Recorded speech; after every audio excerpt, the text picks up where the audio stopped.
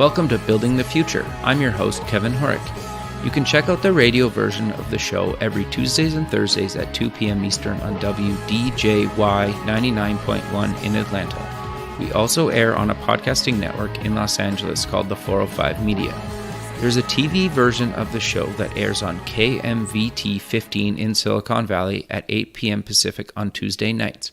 Both versions of the show air in other states. For these show times, plus past episodes, please visit the show's website at buildingthefutureshow.com. The music for the show is done by Electric Mantra. You can check him out at electricmantra.com. Welcome back to the show. Today we have Toyin Umesiri. She's the founder and CEO of Nazaru. Toyin, welcome to the show. Thank you. Thank you for having me. Yeah, I'm excited to have you on the show. When we talked kind of a while ago, you kind of have a really interesting background, and then, that kind of really kind of transformed you into kind of what you're doing right now, which I think is really cool and innovative. But maybe before we kind of get into that fun stuff, let's get to know you a little bit better and start off with where you grew up. Yes, so I'm originally from Nigeria in West Africa. Okay. And I got my first degree, mathematics and computer science, on the continent. And then in 2004, I arrived in Michigan to pursue my graduate program, so Master's in Information Systems from Central Michigan University. And after I graduated, I went straight into corporate America. Okay, so before we kind of get into your corporate America job, was there like a defining moment or something in your childhood that kind of made you wanted to go into mathematics and computer science? I think it's just a natural flair. I actually wanted to be an architect when I was much younger. Okay. And I've always had a flair for, architecture, technology, mathematics, computer science. So it was a natural progression for me. And growing up, I'm number 5 of 6 children, and I come from an upper middle class family, and the lifestyle I had, and the lifestyle was probably equal to an average American here. Gotcha. So my family really just gave us exposure and allowed us to dream big and reach for the skies and just go pursue. Sure. No, I think that's really great. So like you mentioned, you get out of university, you start into corporate America. Walk us through kind of your journey and kind of some career highlights along the way. Yes. So I joined Whirlpool Corporation in Benton Harbor, Michigan, right out of grad school. And basically it was in the technology space. And the uniqueness of my specialty was SAP, which is a German application. And I grew a career really deploying SAP globally for, global clients. And with Whirlpool, it was, manufacturing systems, procurement system, logistics, finance and controlling. And then in 2013, I joined Walmart. I was hired in to lead their global sourcing implementation in Europe and North America. And I was with Walmart for almost 5 years until a couple of months ago when I resigned to do what I'm doing now. Sure. So you did some really kind of innovative stuff while you were at Walmart. Do you want to kind of give a quick overview of what that was? Because I think it was really cool and it's worth covering. Yes, so my personality is I'm quite passionate, and whenever I take on a project, I just take it, beyond the requirement. So for global sourcing, really it exposed me to understand how Walmart buys, what it buys globally, and how it does RFI, RFQ, auctions, the internal processes, the internal systems that are also interconnected, in order to go through the entire supply chain, procurement, logistics, movement of those goods, and also the contracting aspect. And while at Walmart, I was featured as a leading woman in technology alongside the former CIO. At that time, she was the CIO of Walmart. Very cool. And I was very I was very, very active when it came to women leadership and women in STEM and giving back and encouraging young girls to pick a STEM career. And so it was quite, I loved, being at Walmart because it also gave me access to the best leaders in the world. The company has been able to attract the best minds in the world, even in Bentonville, Arkansas, at the headquarters. So it really was, in my mind, it was an incubation for the ideas I'm now pursuing with. Okay, sure. So you move on from Walmart and you founded your own company. What made you decide to leave kind of corporate America and start off on yourself or on your own?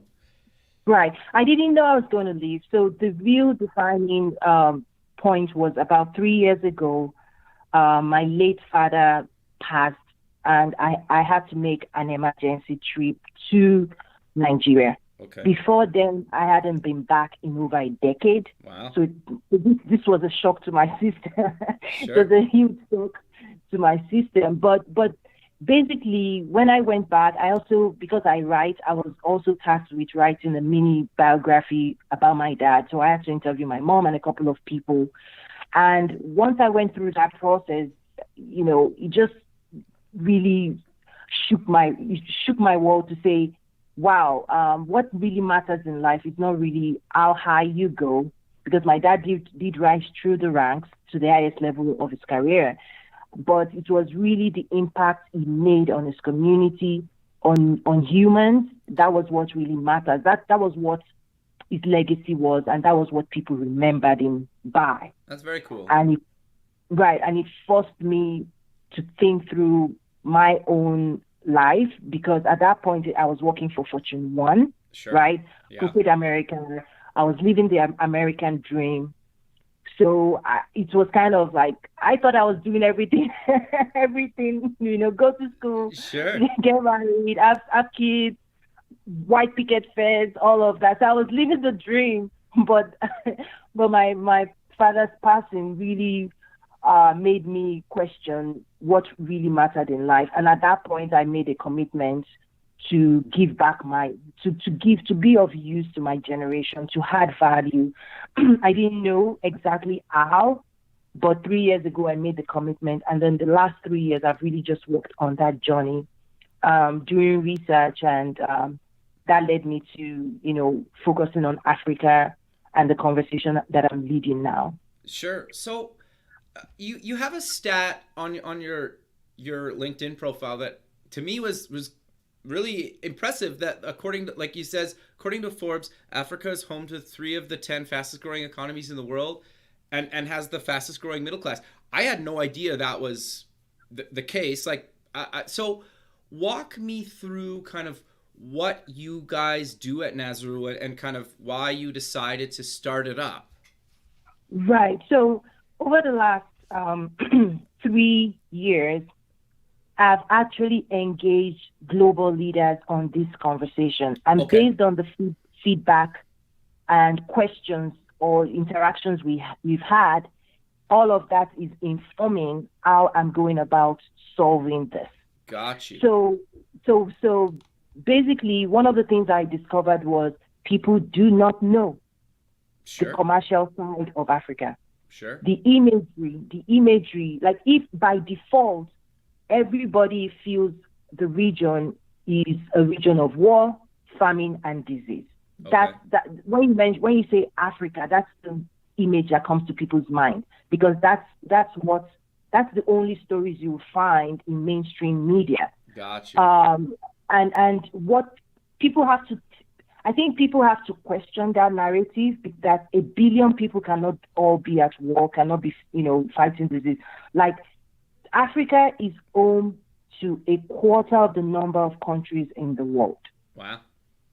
Like, people have to, there's some things we want to put out there that would force people to take a different approach to their view on Africa. Sure. It's 1/4 of the number of countries. However, U.S. only does 2% of its global trade with the entire continent of Africa. Wow. Interesting. So the Right. So the rest of the world benefits the remaining 98%. Sure. But even from that 2%, most of it is extractive resources like oil. Okay. There is really no true global trade when it comes to advanced manufacturing coming at the levels possible. So those are conversations we want to have. But what I found is to lay a solid foundation, there's an awareness that we have to create. Gotcha. And we also, my focus is to strictly talk about commercial side of Africa, because the scale is tilted towards all the other negative press, single narrative around the region. And then what I tell people is, imagine if all people knew about Bentonville was the poor side of Bentonville, nobody would come. Got you. Okay. Right. If all I saw about the U.S. was all that was wrong with the U.S., I wouldn't be here. Sure. So those are some of the conversations we want to have. And we also want to tell the stories of people that are actively engaged and the innovation that is happening, the partnerships that are being built. China is benefiting from this. Europe is aggressively, after British exit, they're aggressively forming new partnerships with the region. I think on the U.S. side, we just have more work to do. Got you.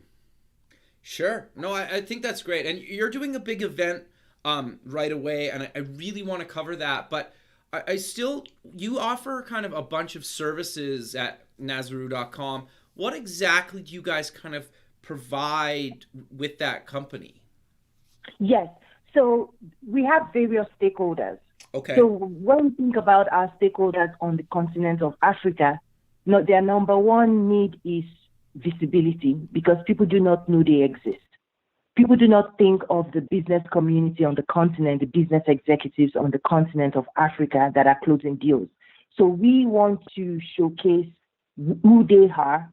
We also want to showcase, part of what we do, we've also created a database of Africa's exporters, because if you think about what Alibaba has done for China, it's provided a digital platform where you can now find people. Before Alibaba, you had to know somebody that knew somebody that knew somebody before you could trade with China.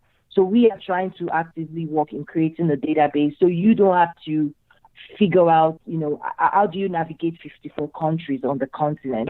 So for our stakeholders on the continent, those are the things we provide.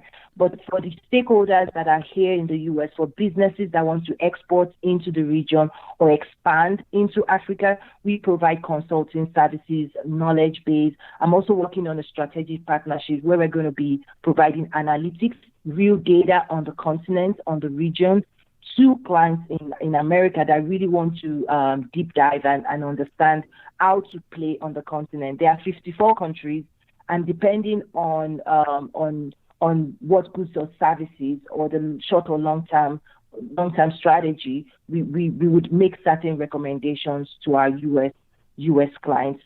So one of the things I try to say is manufacturing is shifting to Africa, especially East Africa. Sooner or later, it's going to start impacting US businesses. Whether it's a reality that it's going to happen, we just want to help them prepare, and we feel it's the right time to develop an effective strategy towards Africa. Sure. No, I think that's really great. Like the business matchmaking kind of stuff, and the education and the mentorship that you're doing for kind of women-owned businesses, I think is really interesting. So do you maybe want to kind of cover that a little bit as well? Yes, absolutely. Women, when it comes to agriculture on the continent, when it comes to trade on the continent, women can never be excluded. They can never be excluded from the conversation.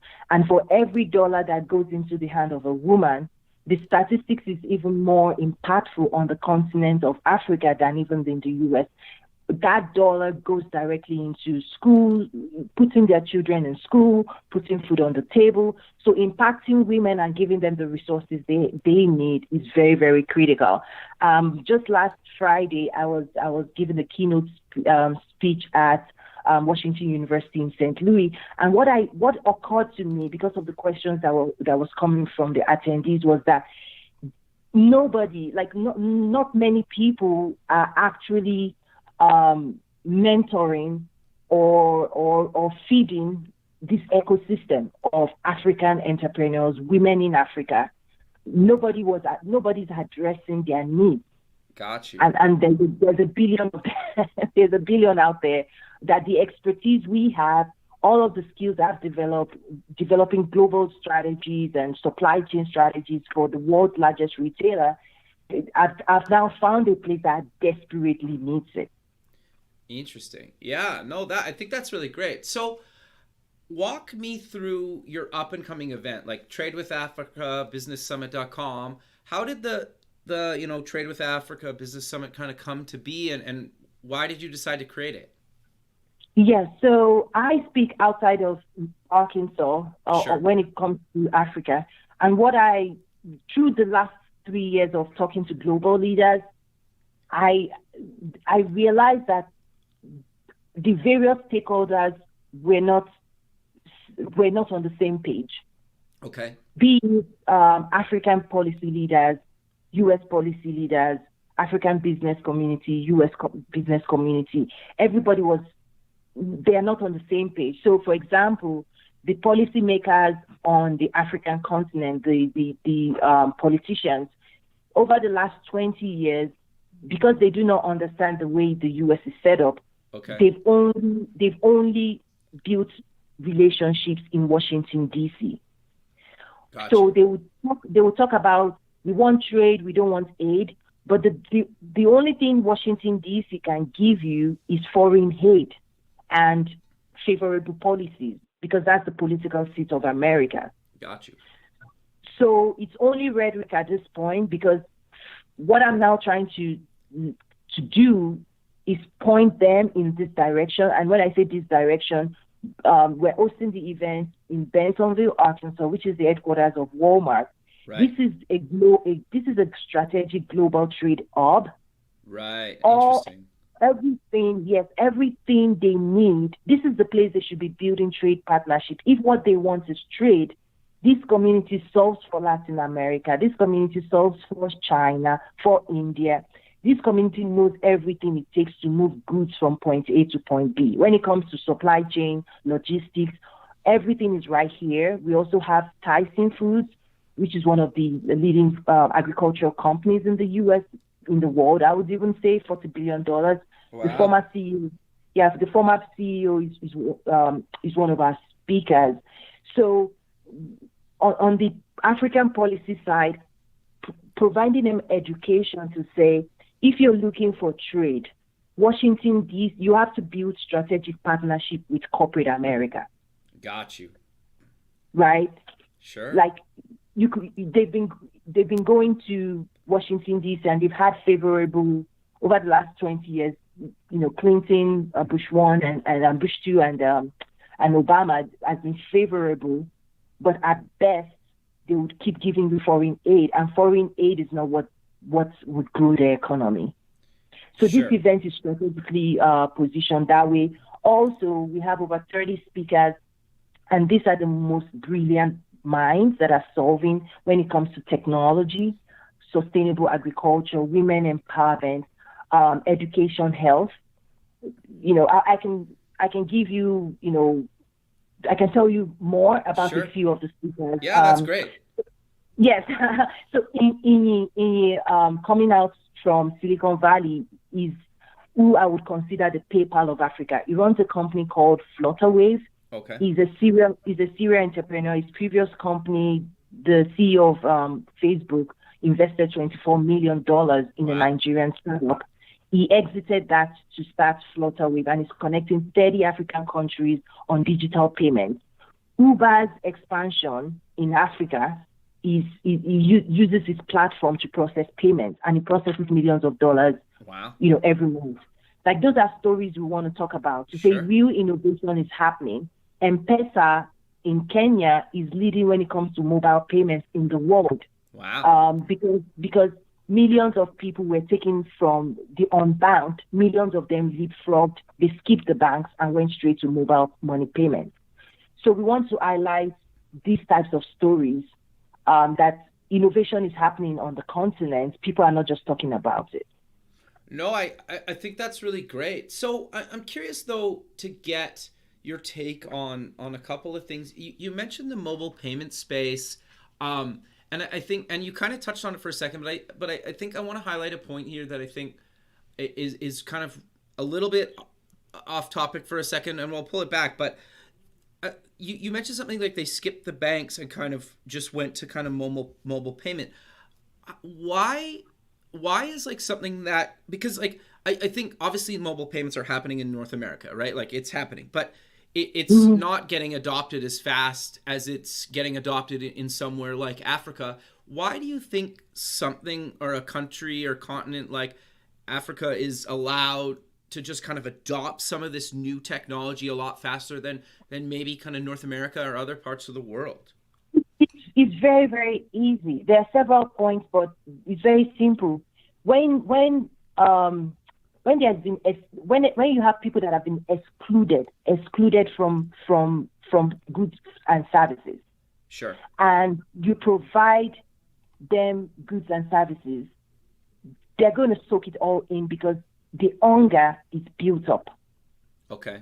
But if you have in the U.S. market, you like, what would you be offering somebody that already has a bank, that has mobile pay? Like, what would you be offering me that my bank that is so huge that I will have to walk away from my bank? Sure.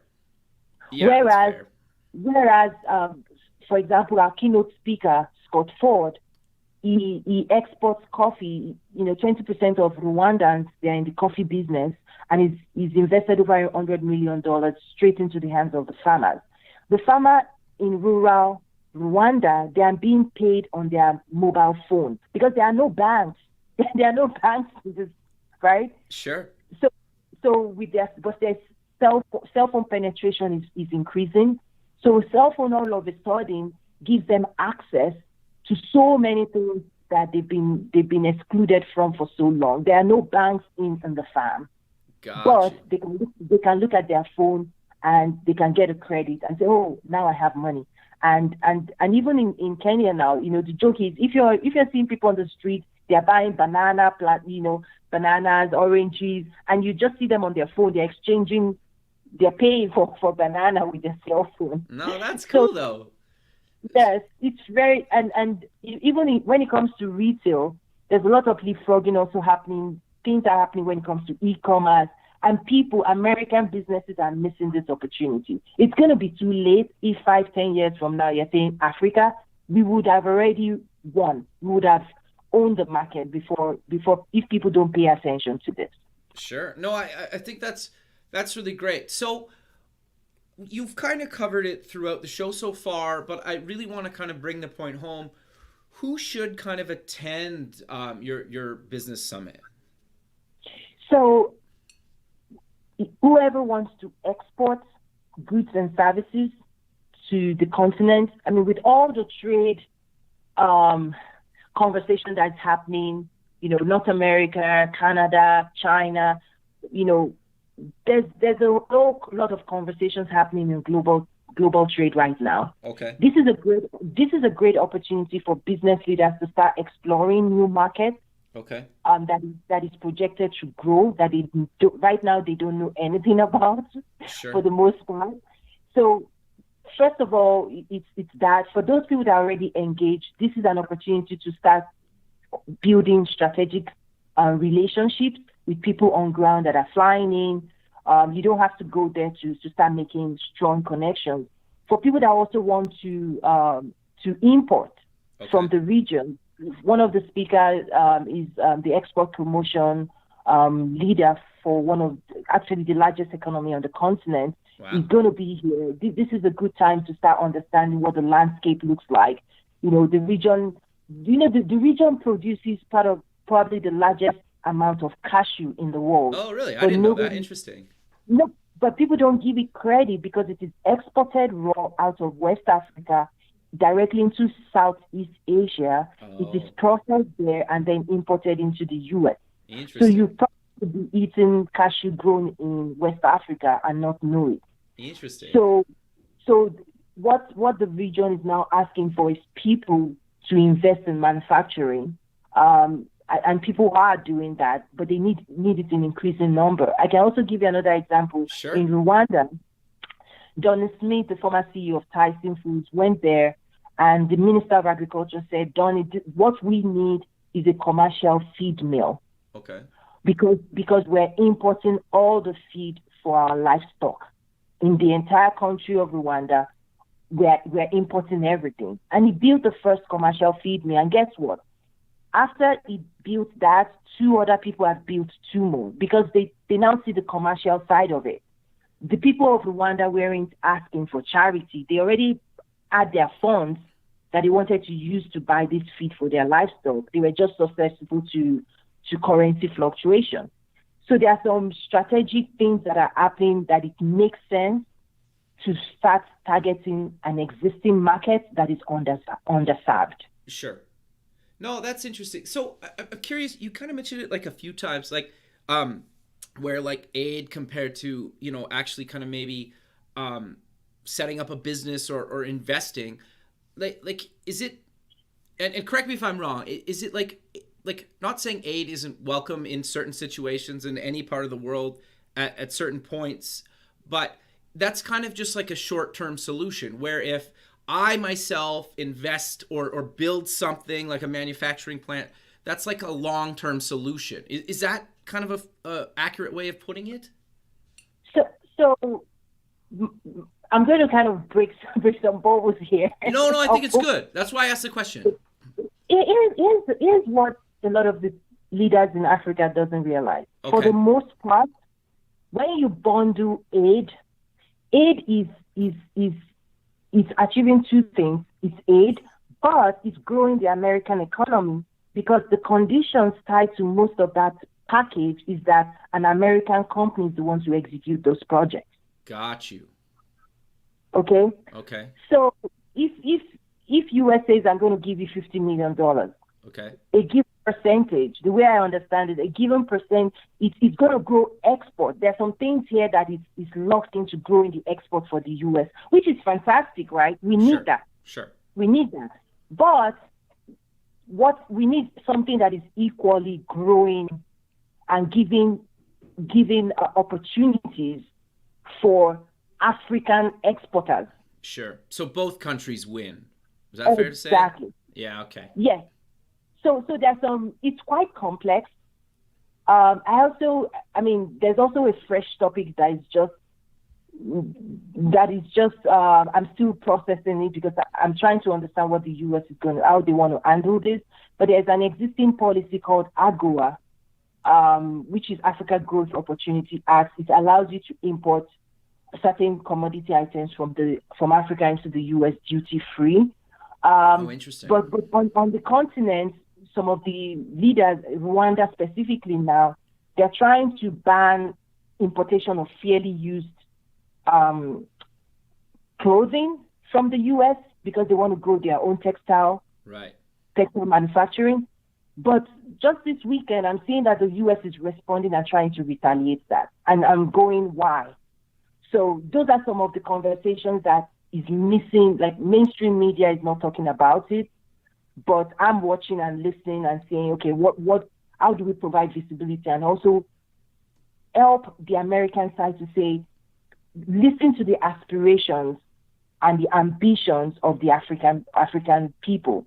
Gotcha. They want to grow their economy.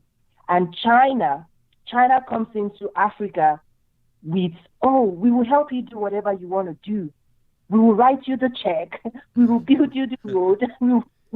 We would do, like China comes in to the region with a different approach. Interesting. And that's why they are winning. Right. If you go to different parts of the region, they're the ones building the airports, the Chinese firms building the roads. They're using, on and on and on, on and on and on. But I feel like our stakeholders on the U.S. side, there's opportunity, real opportunity for them to rethink their approach towards Africa. Interesting. So I know you've kind of mentioned it throughout our conversation, but is there specific kind of maybe business verticals that maybe people don't realize they could either maybe import or export things to and from Africa that maybe we haven't heard of? Like your cashew example was kind of a good one. Some of the textile stuff you're talking about, but is there any other kind of verticals just to maybe get people thinking that are like, I had no idea that was possible either as an import or an export? Yes, one of the biggest ones, and Arkansas is quite a leading state in that space, is agriculture. So while China is heavy on infrastructure, the U.S. companies, they have a unique opportunity to export expertise, equipment, seeds, all of these things that China is not playing in this space. China is not helping Africa grow food. Okay. but the state of Arkansas, it's an agricultural state, and this event also is giving them the opportunity to start building partnerships that very key people that are already engaged with the event. So that's something you want to capture. Sure. The other thing is supply chain, logistics, packaging, branding, all of that. Whatever it takes to move goods or food from the farm to the shelf. Okay. All of those value chains, all key players in that value chain, Africa is open to them. When it comes to packaging, shipping, Maersk is one. They're also going to be at key players are showing up to this event because volume. My goal is to increase the volume that is being traded for the benefit of both regions. I know it's not going to happen overnight, sure. but I'm focused on this. I'm going to focus on this for the next couple of years. So this is a conversation we all want to learn from. And also, even the diaspora, the African diaspora community, this is an opportunity for them to give back and also to learn new business opportunities that they've not even tapped into before. Sure. Agriculture is quite huge. Technology, when you talk about blockchain, yeah, there are people solving blockchain for Africa right now. Interesting. Because it's easier to provide that and solve real problems on the continent. Part of my job before, I was part of the technology strategy team that we were looking into the future of retail, right? Sure. 5 years, 6 years, 10 years down, where is retail going, and then where is technology going, and which technology should we be adopting? Okay. So I did that for the largest retailer, right? So I'm able to do the same for Africa. Interesting. To say the future of technology, how do you leapfrog into, Africa is a fantastic spot to take all of this. I have VR, people are using it already for weddings. Africans are very into weddings and parties and all of that. And there are already IR VR solutions to say, what's your wedding in 3D? Sure. No, interesting. Okay, cool. I think that's really great. So for people that maybe either attend the summit or maybe that can't attend the summit, how could they potentially work with yourself to maybe, say I'm an investor and I want to actually, maybe import or export something, how would you work with me to actually make that happen? Because to be fair, I've never exported or imported anything from Africa. So how would I kind of reach out to you and how would we work together to kind of make that happen? Yeah, I think it depends. For one, the easiest one is you want to be a passive investor.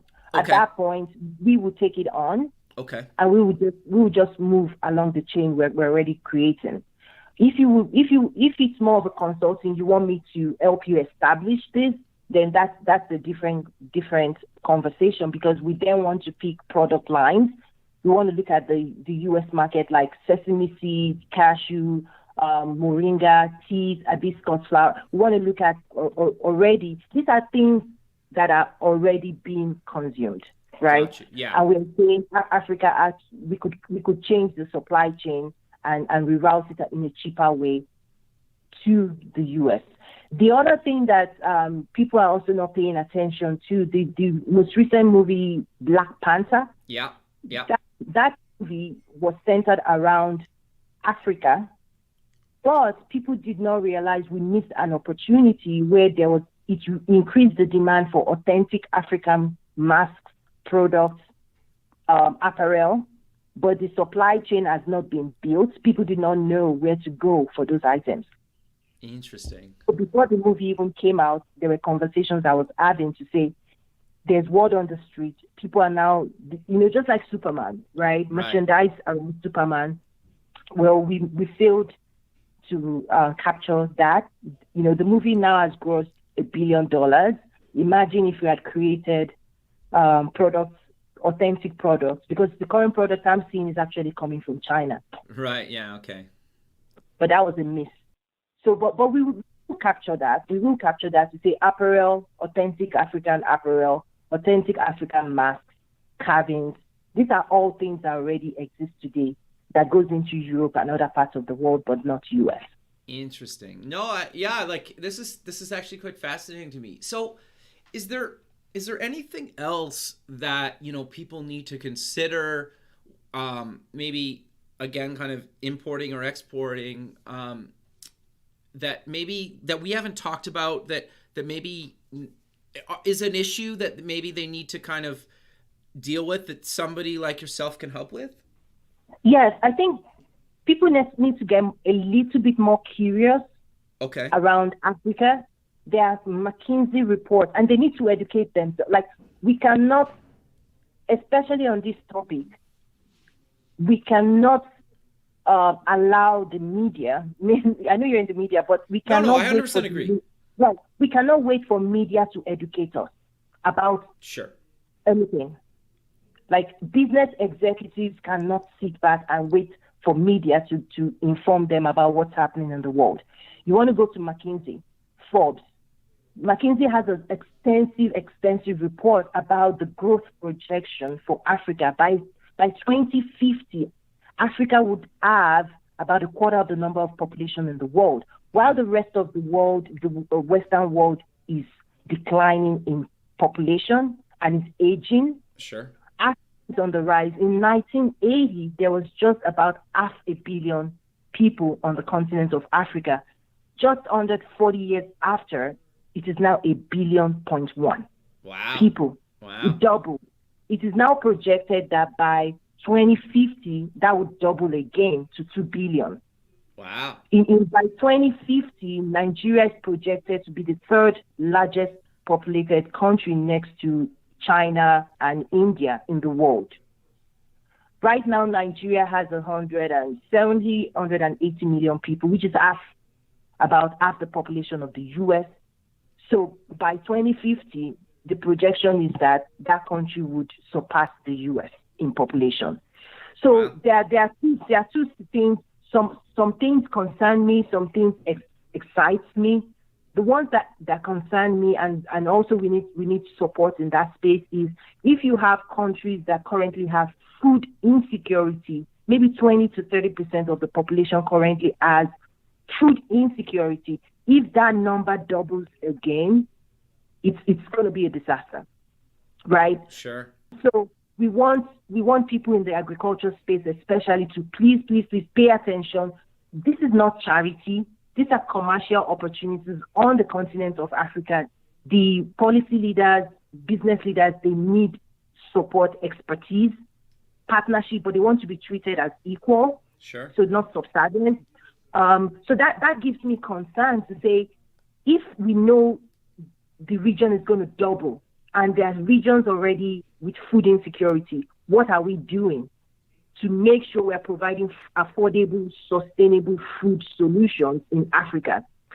What excites me is the fact that people don't think about Africa as consumers of products. Okay. Well, the laptops, the iPhones, all of that is going into Africa. There's a huge demand. China is flooding the market with cheap products. but the U.S. manufacturers, they are looked to for high quality, high end, and that's the place to play. Gotcha. You don't want to play low price. You're not going to win in that space.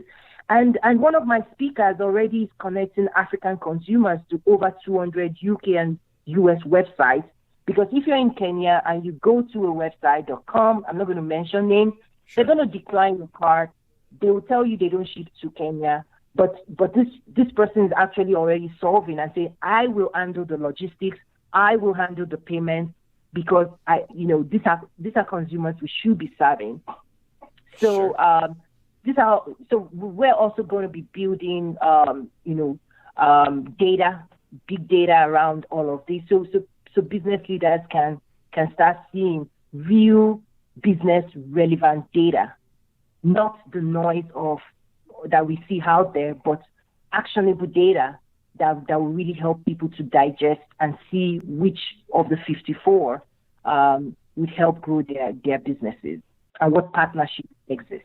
No, I think that's really great. And it's actually really quite fascinating to me, even just kind of personally, about kind of everything we've kind of talked about so far. But I'm curious to know, is there anything that maybe people should be a little bit like weary of or to look out for, so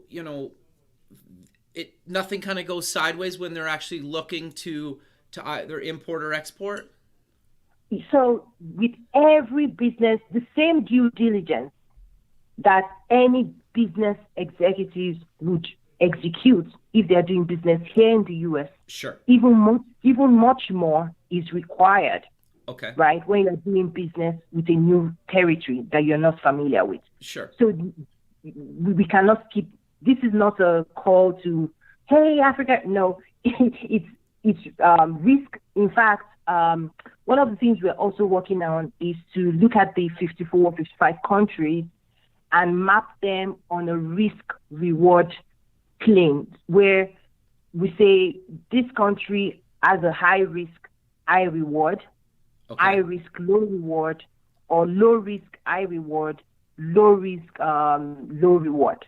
Gotcha. Because as business leaders, we want to be presented with everything, all the information before we make a call, right? Sure. So I'm not saying, oh, Rosie, come, come to Africa. No, it's a real business environment. Just like if you're playing on Wall Street, sure, you have to assess your risk.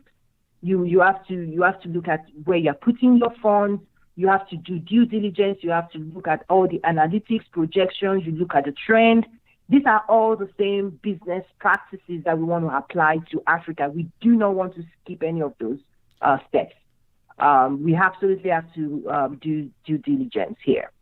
No, I think that makes a lot of sense. Yeah. So for people that are actually looking to attend the business summit, is there anything that they need to kind of know? I know you have a plan your trip kind of section on the website, but is there anything that people need to either potentially bring or come with, or just kind of, is there any advice you'd have if they're going to actually come to the event?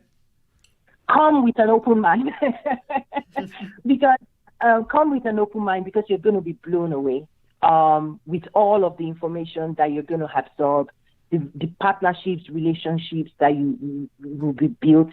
I mean, on Friday when I was speaking, I actually shared the platform with Wale Adeosun, who was on President Obama's advisory council on doing business with Africa. Wow. He manages a fund of upward of $800 million focused on Africa.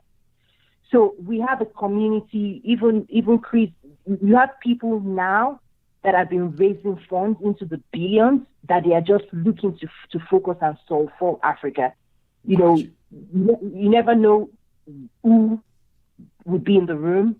I used to work at Walmart. We're having this, few minutes from the headquarters. I'm grateful that Walmart is one of our sponsors for the event. So this is a big conversation. So we welcome everybody.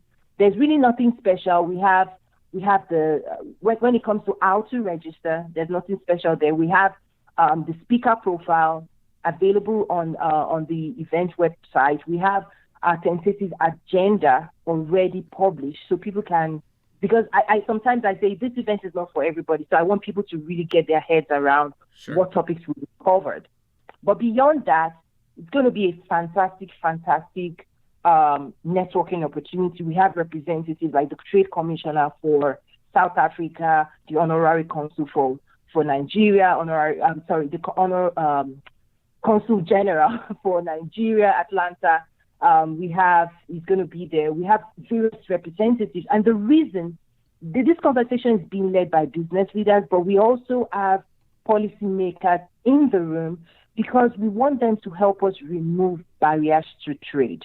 Sure. Okay. So if we are saying this is what we're trying to do, but these are the barriers, we want them to take it back home to say, we see the energy, we see the excitement, we see the interest, we see what people are doing, but we also want them to help us address and remove barriers going forward in order to keep this dialogue going. So we welcome everybody around the world. We have people coming from Kenya, Congo. So this is a global event, and I'm just hoping that it's the beginning of much more. It's just a couple of days, but the real work has already started, and the real work, continues even after the event. This is not just a conversation, let's talk and feel good. This is actionable dialogue, real relationships, real partnerships, learning from people like Scott Ford, whose work in Rwanda has been credited for increasing the GDP of Rwanda by 1%. Wow, that's huge. His investment is massive. So people should check out westrockcoffee.com. You should buy that because it awesome. Creates jobs, real jobs for the rural farmers in Rwanda. So he successfully created a transparent supply chain that you can actually know where the coffee is coming from. Sure. And I love what he's doing. He's going to be sharing the story of why he's doing what he's doing. Also, Dale Dawson, he used to be a vice president of Stevens Bank in Little Rock, Arkansas. He actually runs microfinance bank in Rwanda as well. Wow. So, yes. So these are incredible people changing the world. And what I've done is just create a platform for us to laser focus on those type of dialogues. That's great. So we're coming to the end of the show. So let's close with mentioning where people can get more information about, the summit, Nazaru, and any other links you want to mention? Yes. So for Nazaru, it's www.nazaru.com. Again, Nazaru. And for the summit, it's www.tradewithafricabusinesssummit.com. Again, tradewithafricabusinesssummit.com. And if they just Google my name, Toyin Umesiri, there's a ton of articles, ton of information that will lead them directly to this site as well. Sure. I'm super excited, and I look forward to seeing as many people that can make it to Bentonville, Arkansas. Sure. That's May 10th and 11th. May 10th and 11th is the event. The evening of the 9th, we're having a by invitation only reception for speakers and sponsors. So we also, if brands want to be a part of this and get in front of this global audience, we welcome them. We have sponsorship packages as well. Perfect. Well, Toyin, I really appreciate you taking time out of your busy day to be on the show, and I look forward to keeping in touch with you, and have a good rest of your day. Thank you so much. Thank you for the opportunity. Thank you. All right. Well, you have a good rest of your day, and we'll talk soon. Bye. Thanks. Bye. Thanks for listening. Please visit the show's website at buildingthefutureshow.com. Also check us out on Facebook at Building the Future Show and follow us on Twitter at Building Show. The music for the show is done by Electric Mantra. You can check him out at electricmantra.com and keep building the future.